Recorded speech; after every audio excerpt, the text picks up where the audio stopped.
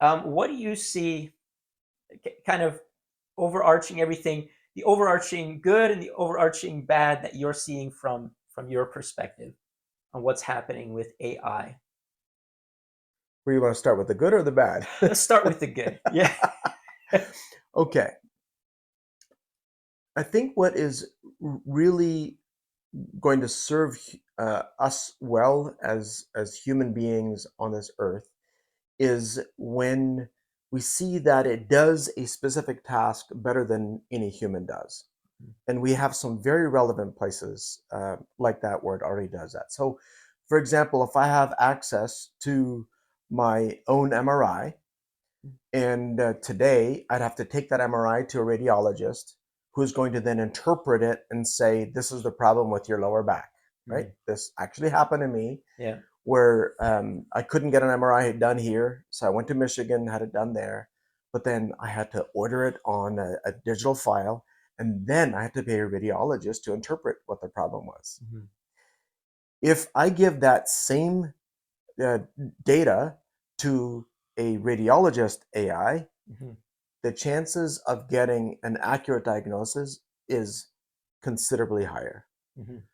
So imagine now that a radiologist is going to think, I'm going to be unemployable. I've Mhm. spent, potentially how many years of med school and technology training only for an AI not to do a better job than Mhm. I can. That's not an exciting aspect for Mhm. that particular person's career, but for the person that needs the services, that is huge Mhm. because you can now bring that to the masses, not necessarily getting an MRI or whatever diagnostic information, but Mhm. to get it interpreted. Yeah. So I can see lots of use cases where where that helps.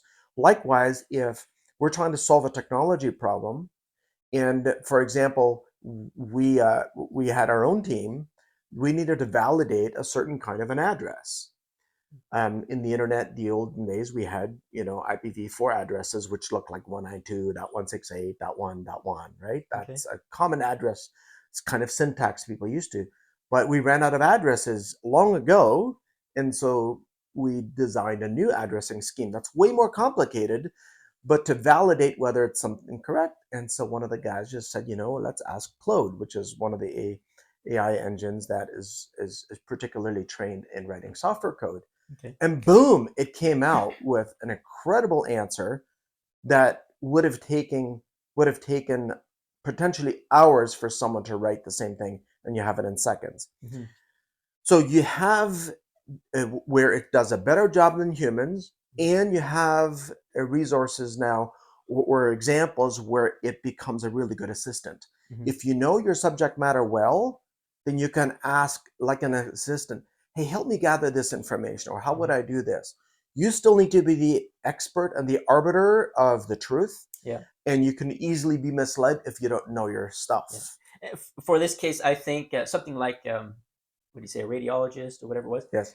having the people still there overlooking this, even though information is being done maybe through technology, Right. that can still be vital, right? So maybe those jobs can still be there, overlooking these things.